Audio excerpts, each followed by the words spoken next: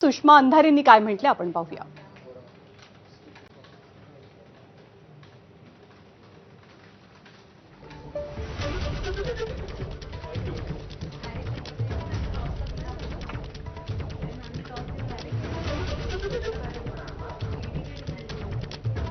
तर ठाकरेंच्या शिवसेनेच्या उपनेत्या सुषमा अंधारेंनी रणजितसिंह नाईक निंबाळकर यांच्यावरती खळबळजनक आरोप केला.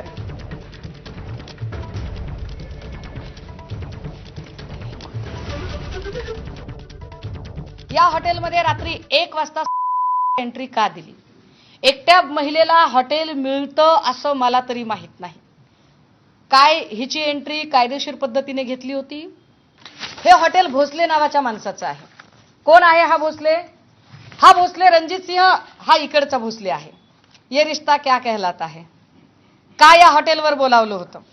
हॉटेलवर बोलावलं होतं की गेली होती? हॉटेलवर बोलावलं असेल तर कशासाठी बोलावलं होतं?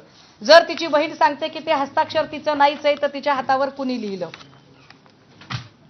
काय जीव गेला का?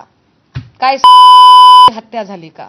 आमची विनंती आहे आपल्या सगळ्यांच्या माध्यमातून माननीय उच्च न्यायालयाने समिती गठीत करावी.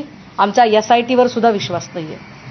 माननीय उच्च न्यायालयाने समिती गठीत करावी आणि या खून प्रकरणाचा आम्हाला वाटतंय की याच्यात खून झालाय. आम्हाला वाटतंय की बीडच्या एका पोरीची इन्स्टिट्यूशनल हत्या झालीये. ही संस्थात्मक हत्या आहे.